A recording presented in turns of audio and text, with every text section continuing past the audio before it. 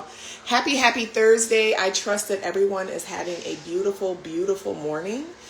This morning, I want to discuss the reticular activating system because it is a filter that God has given all of us, and it is an amazing, beautiful, divine gift. And it is important that we understand what it is and what it does so that we can be working in alignment and accordance with it intentionally, because we are always working in alignment and accordance with it. And if we're not aware of how it works, then we are at a disadvantage. Okay, so the reticular activating system is a part of our brain that acts as a filter. Now, for some background information, okay, our brain is receiving about 11 million bits of information per second. Okay, 11 bits of information per second. However, the conscious mind can only process about 40 to 50 bits per second, which means, okay, that we are only aware of roughly 0.00004% of reality. All right, I want to repeat that again because I want us to really understand what I'm saying and also what that means about life. Okay, so our brains are receiving 11 billion bits of information per second, roughly, and our conscious brain can only process around 40 to 50 bits per second, okay? Which means that we are only aware of roughly 0.00004 to 0.00005% of reality. All right. So this means that what we are experiencing is not reality in full. It is a filtered selection. Okay.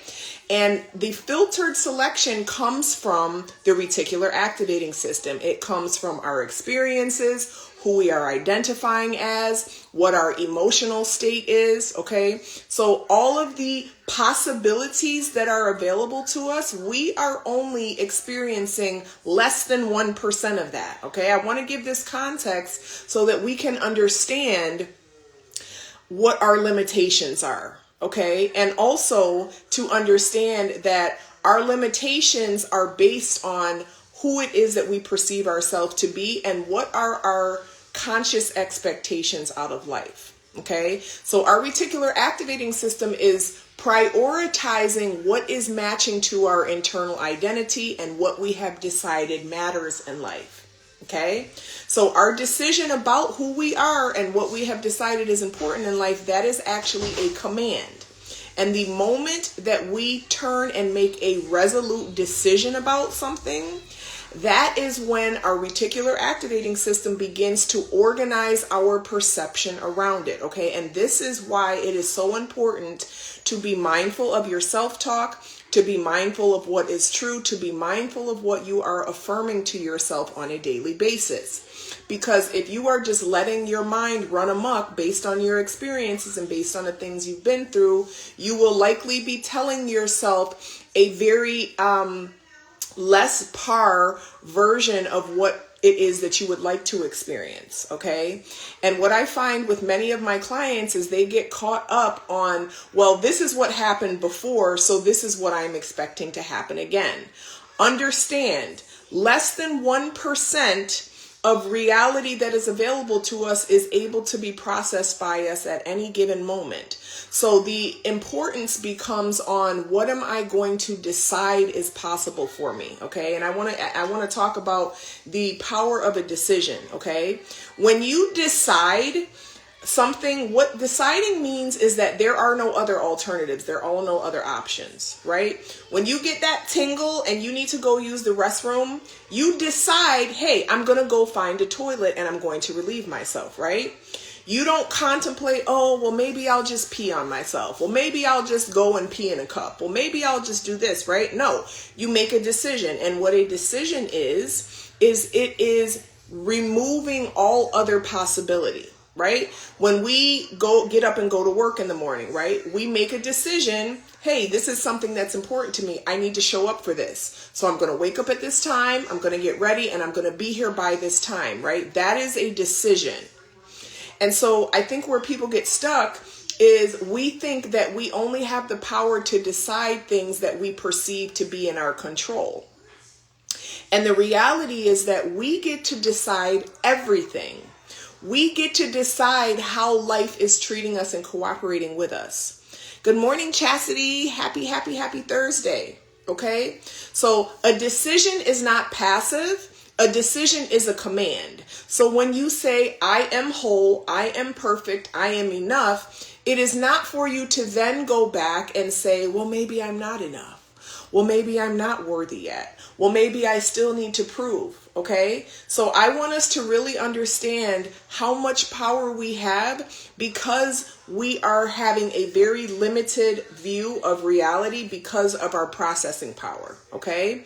And so the processing focus is always going to be in alignment with what it is that you are believing about life and what it is that you are believing about yourself.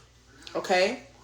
So what happens when you begin to make a resolute decision is that your brain begins organizing your perception around your decisions. Okay? Your brain begins organizing your perceptions around your decisions. You begin to see different opportunities. You begin to ignore certain obstacles. You begin to perceive all of the things that are or are not available to you based on the decision that you have made. Okay, so when you decide that life is hard, that, nothing that I do matters because it's always going to end up badly. When you make decisions about things, understand that your perception is organizing around that, and your perception is a magnet for what you will experience. So we must begin to start making decisions that are in alignment with not what has happened to us before, not the trauma that we have been, not what has happened to other people, not what has happened to them and them and them and them, but no, my decision is that everything works out for me. My decision is that everything I touch turns to gold. My decision is that supply is coming to me at every nook and cranny and turn. My decision is that I am always connecting people who honor me, love me, and respect me because I honor and love and respect myself. Okay? These are decisions. So I want to make the clear distinction between just an affirmation, just a prayer, just a self-concept rampage, and an actual decision. Yes, God. Hey, Shantae. Yes, God. Okay. So take a moment to consider, what have you decided about life? What have you decided about life? Have you decided that life is hard? Have you decided that, you're happy where you're at and you don't need to go any further? And why have you decided that? Because if you think about the decisions that you've made, your decisions are based on your belief system. And if we want to begin to experience something different, we must have a different belief system. And a belief system is nothing but a thought that is repeated over and over and over. Okay? That I will never give up. Yes. So that's a wonderful decision. But what is the decision about what you're never giving up on? So it's different to say, I will never give up on being successful, and I am successful. There is no other option. Thank you, Evelyn, for liking the live over on TikTok. Okay. So we have to first and foremost have the awareness and the mindfulness and the transparency within our own self and the vulnerability to ask ourselves, what have I decided about life? Have I decided that life is just about getting my needs met and being concerned about myself? Or have I decided that I want to live a life of service? I am living a life of impact. I am living a life that is inspiring to others. I am living a life that I am proud to pass on to my children. I am living a life that I am inspired by. Okay? So really take inventory of what have you decided about your life, because whatever you have decided is true about life, is true about people, is true about money, is true about opportunities, is true about relationships. Whatever you have decided, your perception and your reality is organizing itself around that. Okay? Yes, God. Your perception is organizing itself around that. Okay, so once you begin to make different decisions about life, okay, and this is, so the thing about decisions, right, they don't just happen. It's not just a one and done thing, okay? A decision is something that is reinforced through repetition. So I gave the example of when you decide that you're going to get up and use the restroom, right? You get up and use the restroom. There's nothing that's going to stop you from doing it. There is no alternative plan, okay? I made the decision, I'm doing this thing. Okay. And what you have learned throughout your life, throughout repetition, is that there's nothing going to stop me from doing it. I make the decision, I'm doing it.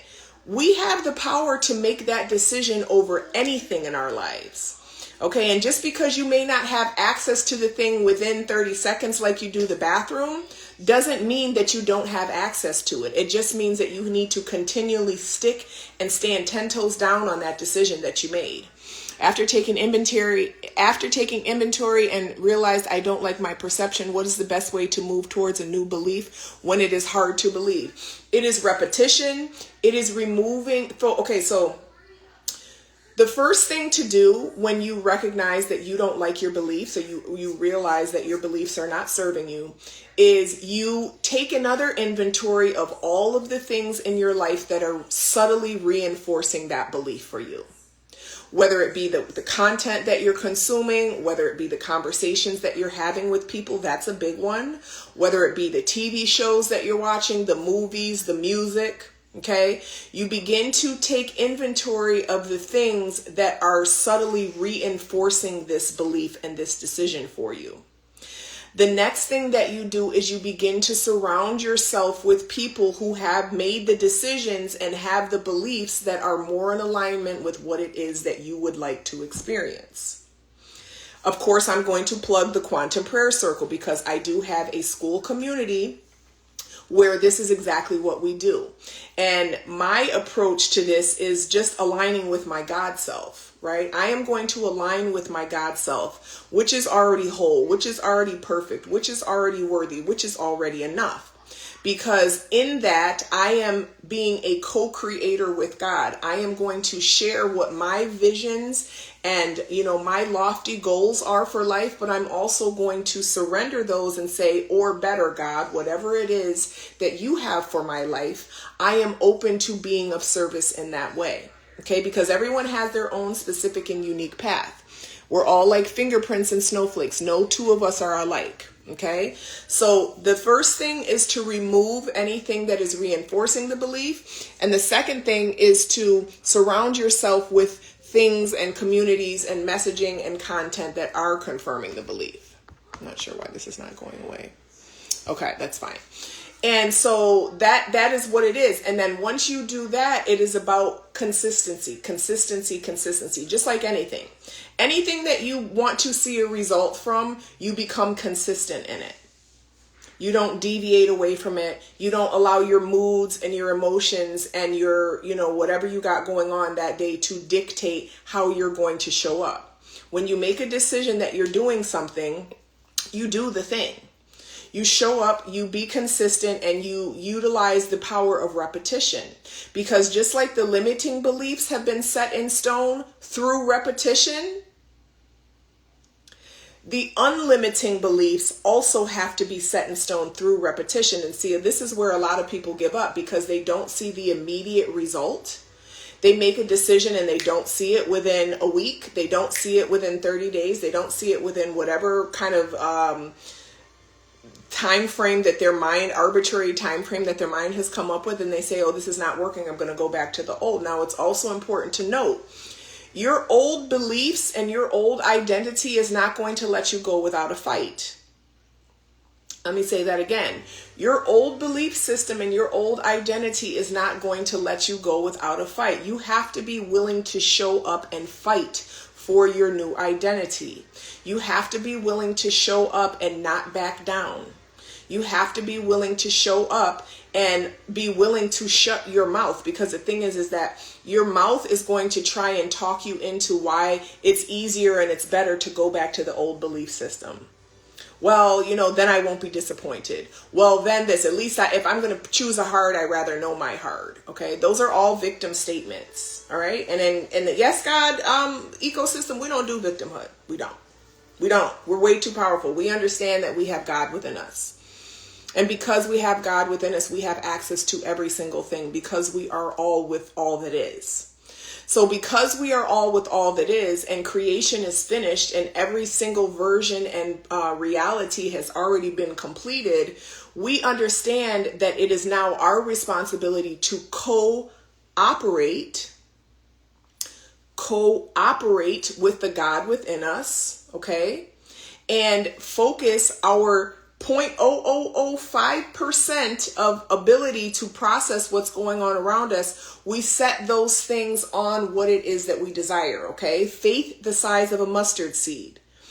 If 0.00004 of 11 million bits of information is all I have to offer, that really sounds like faith of a mustard seed to me.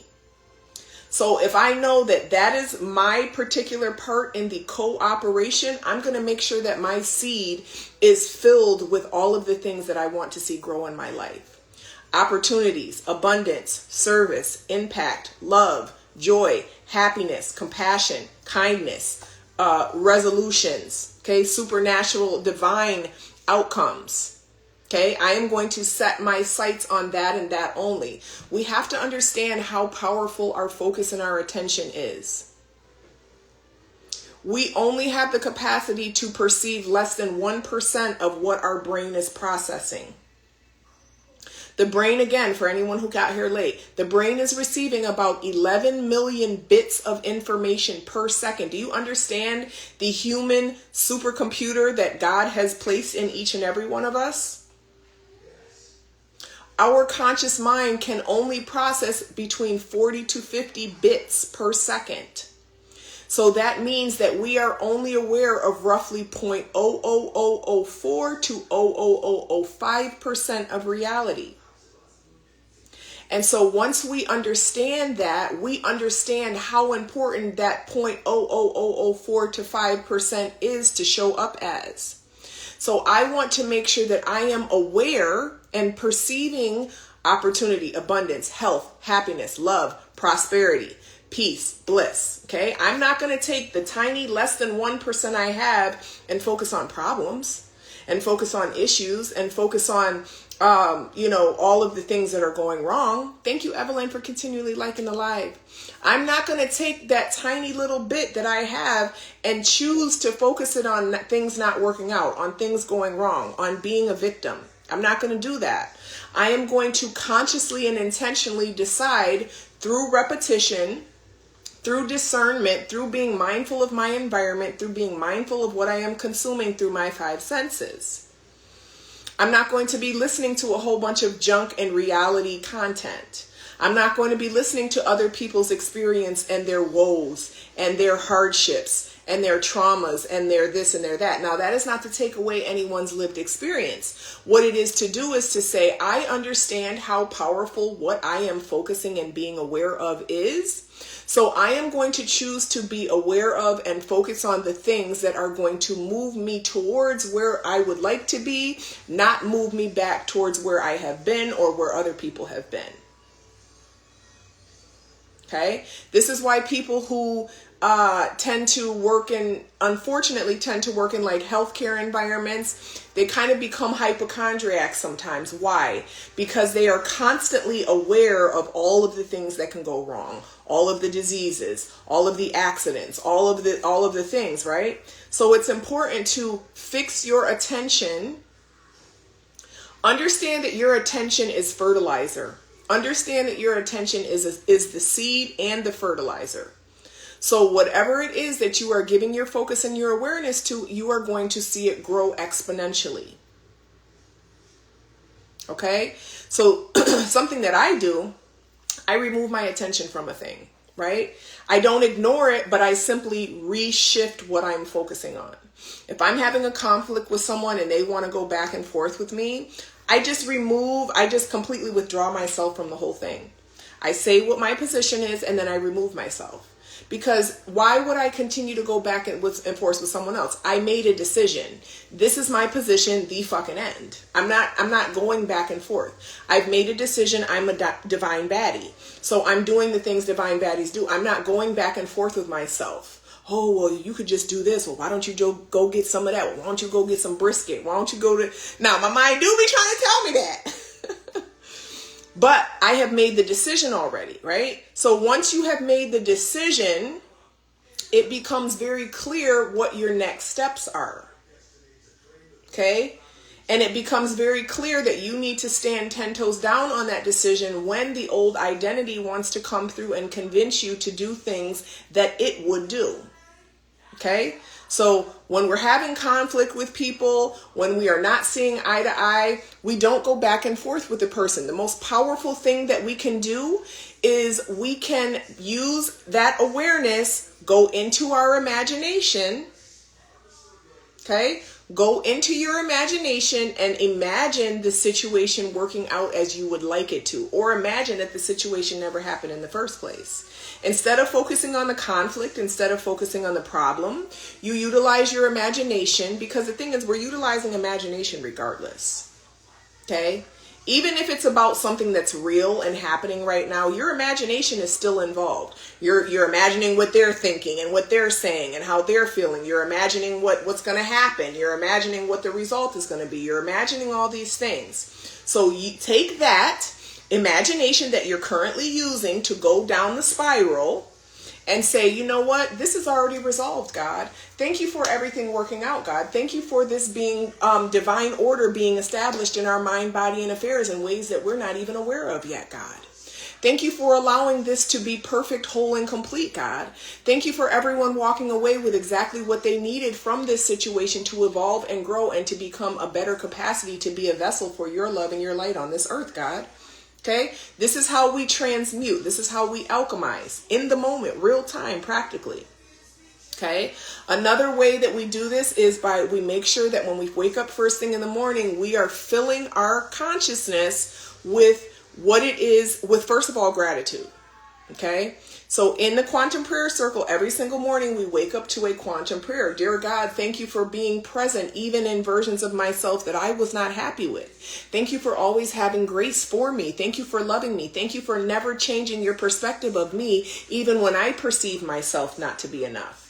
Okay, so we start our day with this messaging, with this tool that we can use to repeat. We can play it on repeat all day long about how amazing, wonderful, blessed, perfect, incredible life is, and we are. So every single day we wake up to a new prayer. Every single week we wake up to a new self-concept rampage. We do bi-weekly masterclasses. We do group assumption sessions. We're going to Bali in September from the 15th to the 21st. So if you're interested in any of that, if you're interested in immersing yourself in a community where this is what we're on, okay, this is what we're on over here in the Quantum Prayer Circle and Yes God Wellness. All right. Also releasing trauma for my ladies. Go ahead and release that trauma through yoni steaming. Okay. All of these things I have on my link in my bio. Check it out. I love every one of you. I have to jump on our call. We also have a daily call inside of the Quantum Prayer Circle where we anchor back in the identity, anchor back in the gratitude. Okay.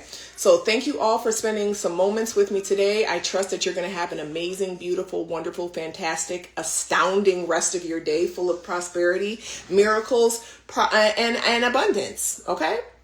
Yes, God. I'll talk to you all later. Bye-bye.